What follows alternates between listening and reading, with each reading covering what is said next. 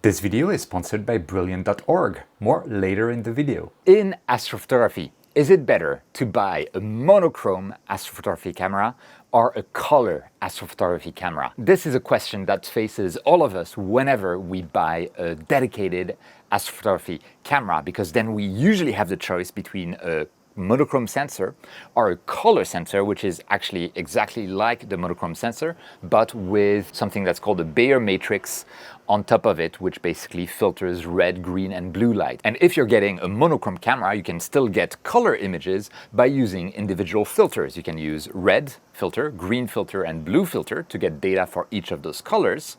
Or if you're imaging in narrowband, such as with emission nebulae, you can use a set of 3 filters like sulfur 2, H-alpha, and oxygen 3 that let in a very specific wavelength of light emitted by such nebulae. And then you can combine those images to make them into a color image. So the monochrome camera can do that very easily. The color camera can do that even more easily because it basically has those red, green, and blue filters integrated within the sensor at the cost of some small loss in light transmission due to those filters integrated in the sensor.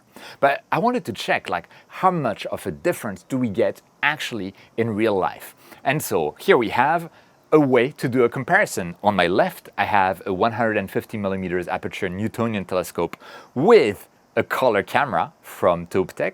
And on my right, I have a 150 millimeters Newtonian telescope with a monochrome camera from SV Boni. And I've reviewed those telescopes, I've reviewed those cameras, I've reviewed those filters on the channel before. So if you're interested about the equipment that I'm using, I'll have all of the links down in the description. We're not quite going to be comparing apples to apples because there are differences in terms of the focal ratio between the two telescopes. This one is f3.8, this one is something like f3.5.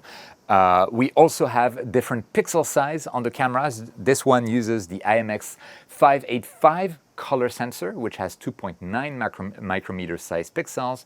This one uses the IMX533 sensor, which has 3.76 micrometer pixels. So it's not quite an apples to apples comparison, more like apples to pears compared, which is better than apples to bananas, right?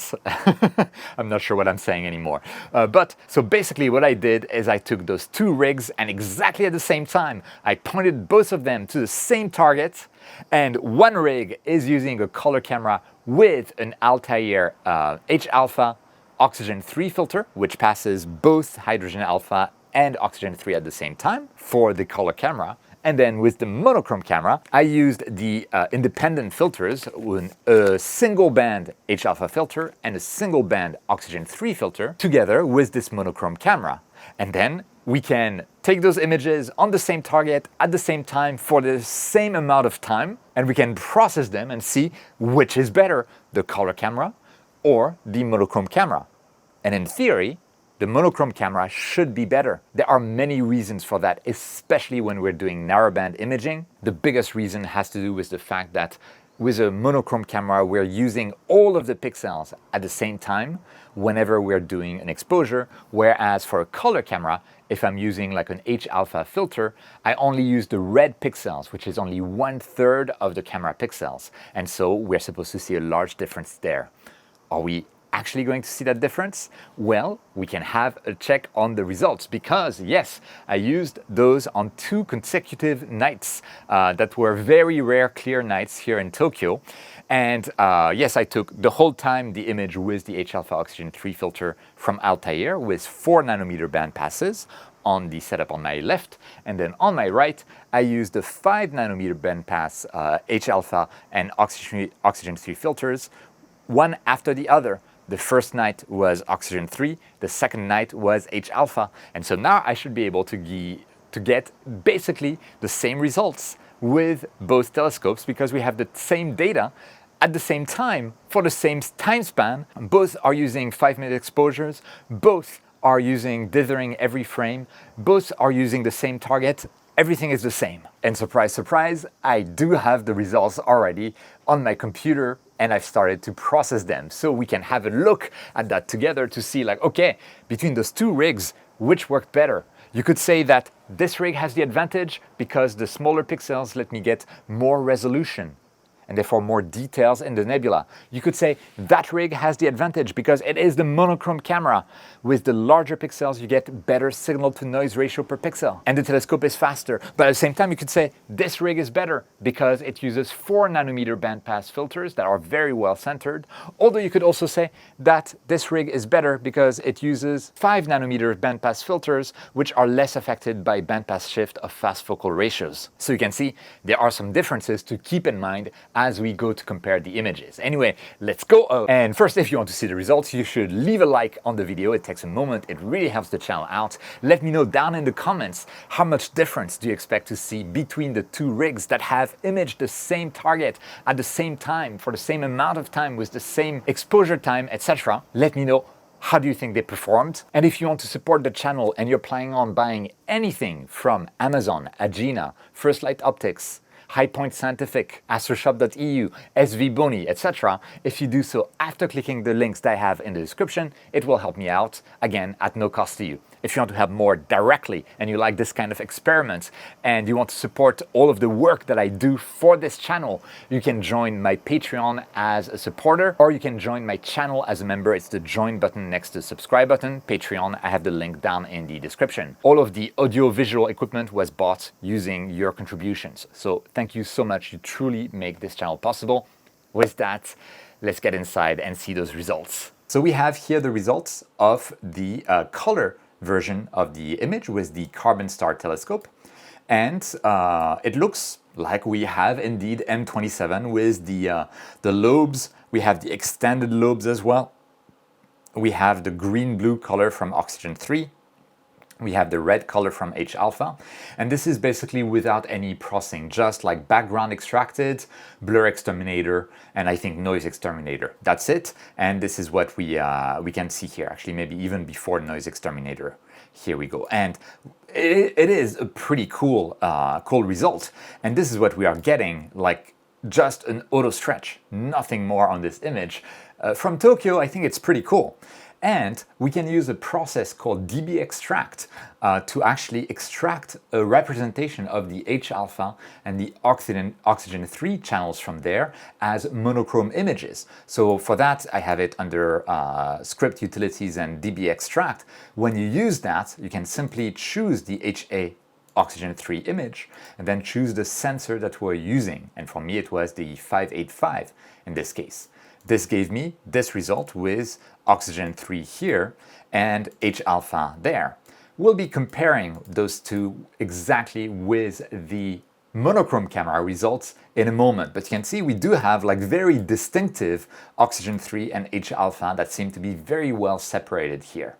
Okay, what about the monochrome camera? So the monochrome camera, the results are there. And obviously, because it's monochrome, well, we have only monochrome images for H-alpha on the left and Oxygen 3 on the right. So this is basically the same thing as those two images, just the ways of getting to those two images are different. On the color camera, we're using a dual band narrowband filter throughout the whole imaging session.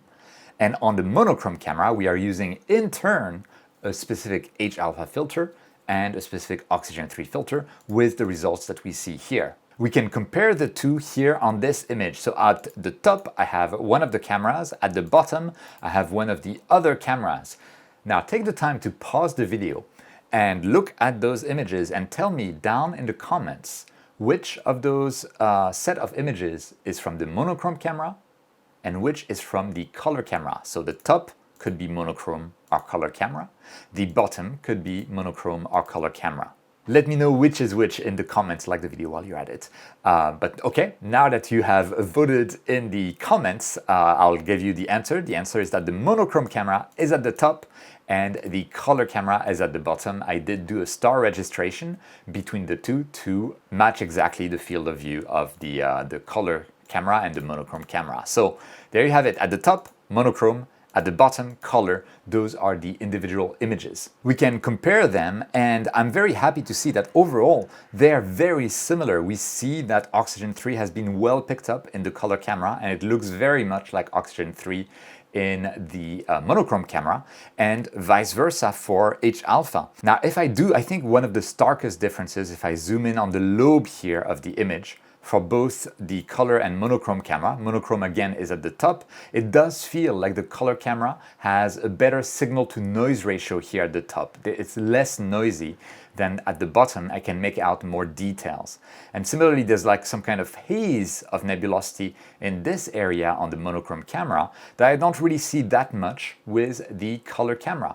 Similarly, on the right-hand side there, I see more detail with the monochrome camera than I see at the bottom with the color camera. So there does seem to be a bit of a difference between the two cameras and the two setups. And on the left-hand side, actually, it's the same story, more or less. I think we see actually very similar results for both images. I don't really see a huge difference between the color camera and the monochrome camera. If anything, it almost feels like the color camera has more contrast, but the color camera might have like better signal to noise ratio. I don't quite get it. I don't know what's happening there, but it's very interesting. I can even kind of set it up like that so that one image completes the other like that as a mosaic, and I'd be hard pressed to tell that it's actually two different images from two different cameras rather than, you know, the same image taken from the same camera. It's pretty cool actually. And I can kind of do the same with Oxygen 3.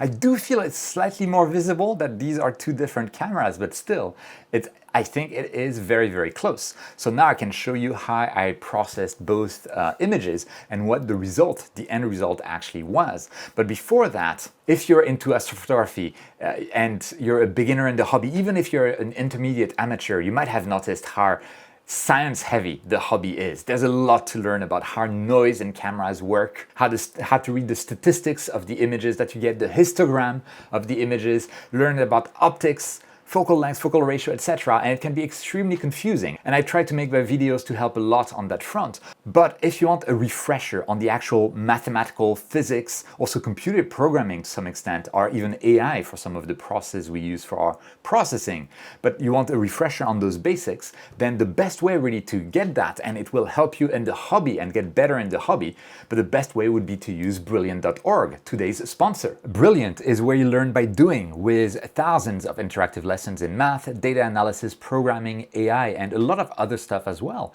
And I personally use Brilliant almost every day because I find it really effective to learn new stuff. It doesn't, make you just watch videos or read text. It makes you participate in the lessons. And that way you have hands-on experience while you learn, and so it sticks in your brain much more easily than otherwise. At the same time, the lessons are almost like organized as problems to solve themselves. So it forces you to build problem-solving skills, and it keeps you wanting to go back for more, so you can develop, a powerful daily learning habit. One lesson that I took recently was a refresher on probability, and actually going far deeper than I recalled learning back in high school. And the lessons go through how to parse and visualize massive data sets, how to understand them, and they used real world data. So if that sounds like something interesting to you, and like me, you want to take advantage of Brilliant, then to try everything Brilliant has to offer for free for a full 30 days, you can visit brilliant.org/quivlazygeek or simply click on the link in the description. You'll also get 20% off an annual premium subscription. Now, where were we? Oh yes, I was going to process the images from the color camera and the monochrome camera separately, independently, and see what we get. The color camera, there's two ways to process. Basically, I could start from here and just basically process as is. And I can show you the result of my processing. It's basically this image. It's basically kind of like the natural colors of this nebula. And I think it's a pretty cool image already. We see like the blue-green of the Oxygen 3, there's the red-orange of the H-alpha, we have the corkscrew structure of the nebula in the center. It's a really, really cool image. I already like this a lot. There's another way of processing this image. And by the way, this is a very easy processing that I did. It's just basically a histogram stretch, some curves, transformation. I didn't even mess with the colors at all, and it just worked, and this is the result that we get. I think it's really a lot of fun. It's really great to see this. Now, the other way of processing this is to start from the extracted H-alpha and Oxygen 3 and then combine them. And this is what I did in the other process that I did, which is this one, where we get like the more standard H-alpha, oxygen 3 colors of M27. And I think it is also a really cool result. We do have the nebula, we have the corkscrew structure, there's a lot of detail in there. We have the lobes of the nebula, and this is just a couple of nights from Tokyo with a single H-alpha oxygen 3 filter from Altair on that setup, and it seems to have worked beautifully. Okay, very nice. What about the monochrome camera? How did it work? So the monochrome, I can show you the final image, and this is basically it. This is the final image that I have on the monochrome camera, and it is indeed very familiar. We get the whole nebula, we have the corkscrew structure, we have the details within the nebula, we have the lobes outside of the nebula, but if we switch from color camera to monochrome camera, color camera, monochrome camera, color camera, monochrome camera, we do see that the monochrome camera seems to have picked up more nebulosity, especially on the outskirts of the nebula. Is this fully explained by the monochrome camera itself, or does it have to do with, let's say, the pixel size of the IMX533, or with the slightly faster focal ratio that the IMX533 monochrome camera could take advantage of? I can't say for sure, but I have to admit there is a difference. At the same time, it feels like oxygen 3 worked really well on the monochrome camera. We get a lot of details, but hydrogen alpha, I get so much more of that red stuff on the color camera than I do with the processing that I did with the monochrome camera. So that's also very interesting, and I do think we have roughly the same amount of data on H-alpha as we do oxygen 3. I did try reprocessing that quite a few times, but I'm not really able to extract the red as much as I was able to on this color camera. Again, no idea about the reason why that would be, but I do think it is fascinating and very interesting. Now, of course, there's one more thing that we can do. We can combine the two together and see what kind of result we get. So I actually did that with Pixel Math, and I can show you the results. So what I did, by the way, is I created an H-alpha combined and an oxygen 3 combined image, where I simply used Pixel Math to merge the H-alpha from the color camera and the monochrome camera, and then also merge the oxygen 3 from the color camera and the monochrome camera. I used a weight of 0.6 on monochrome compared to 0.4 on the color camera, simply because it does look like we have a better signal to noise ratio on the monochrome camera. And the result after combining those images to get into an HOO type of palette is this. So now this is the result with the combined image. So now we have the color camera image, the monochrome camera image, the combined image. And we can go again. Color camera, monochrome camera, and the combined image. So it's very interesting that the combined image actually doesn't manage to extract as much of the nebulosity as the monochrome camera on the outskirts of the nebula, but I do feel we have better contrast in the central areas of the nebula. We also have better contrast on those red wings outside of the nebula, and I think it's a good compromise overall, although it's only, like, in theory at most, a square root of 2 improvement in signal to noise ratio, because we just doubled the imaging time and nothing more by combining those channels from the monochrome camera and the color camera. Okay, so one last time, the color camera result, the monochrome camera result, and the combined result, all of this from my Tokyo balcony. So looking at those results, what does that tell us? Well, I would say that even taking into account the differences in terms of the rigs, as well as, let's say, the camera sensor pixel sizes, I was surprised to see the real gap that there is between the result of the color camera with those narrower bandpass filters and the monochrome camera. The monochrome camera, especially when looking at the oxygen 3, performs very noticeably better than the color camera. And that's not really a surprise. The gap itself, to me, is the larger surprise. Monochrome cameras, we always said, for the same amount of total imaging time, they will perform better than color cameras. The question is always how much better. We get some idea, although again not quite apples to apples, but some idea with this experiment that I did. But then I have to look at the pros and cons of using a monochrome camera. Monochrome setups, they tend to be more expensive, although with the camera I showed, the SV Boni 605 MC, which stands for monochrome cooled camera, and with like the SV Boni filters that I used for narrowband, things got considerably cheaper than a lot of other brands. So it's more in reach, but it is still generally more expensive to go for monochrome. If you go for monochrome as well, I felt the pain with my filter drawer having to change the filters, and then I forgot to take flat frames, but that's something else. But yeah, with a monochrome camera, I would say that it's almost a must to have an electronic filter wheel. So that's an additional expense.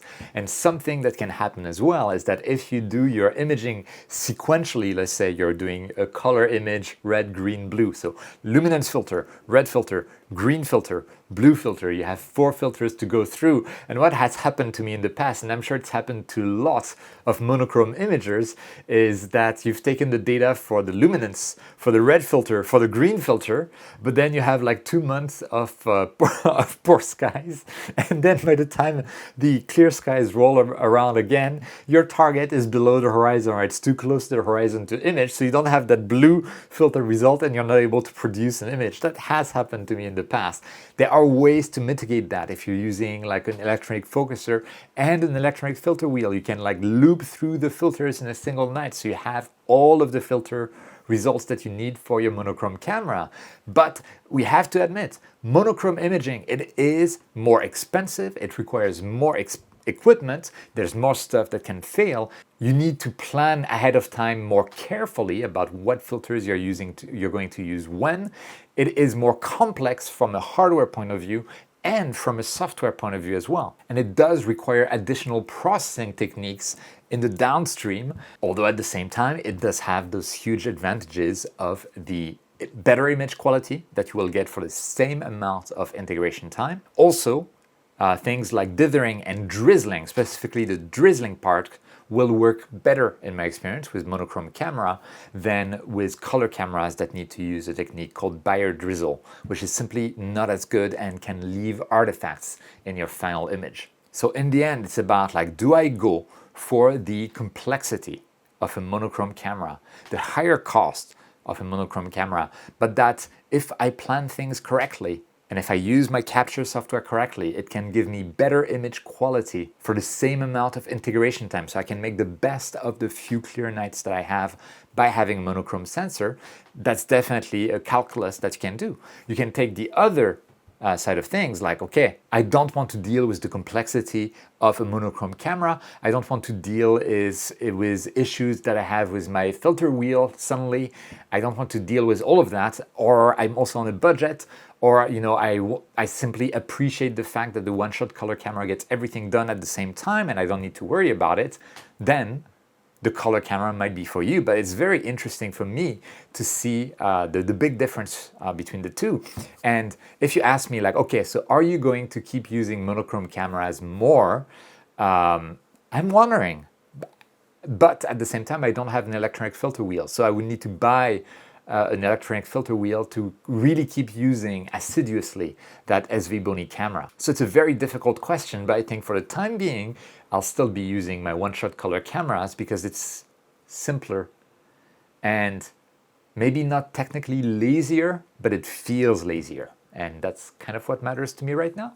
And I know that many people have different thoughts about it, saying that people like me have to eat or take my pills of copium to cope with the fact that I'm using a color camera rather than the superior monochrome camera. But what are your thoughts? Do you use a monochrome camera? Do you use a color camera? Would you prefer to go to the other side because the grass is always greener there? Let us know down in the comments. While you're going there, don't forget to like the video. Seriously, it makes a huge difference in propagating this video to a larger audience. And if you're new to the channel and you like this kind of video or astrophotography equipment reviews or theoretical explanations or tutorials, etc., you may want to consider subscribing, that nice subscribe button down there. And if you want to further support the channel at no cost to you and you're planning on buying any equipment, Astro or not, from Amazon, Agena, Highpoint, First Light Optics, SV Bony, astroshop.eu, etc. If you do so after clicking the links that I have down in the description, it will help me out,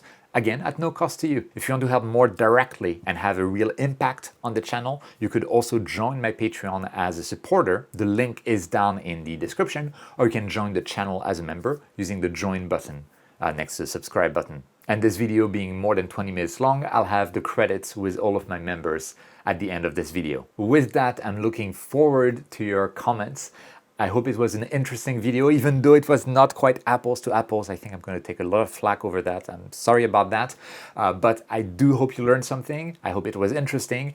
Thank you so much for watching. Don't forget, whenever you can, to look up at the stars, and I'll see you next time.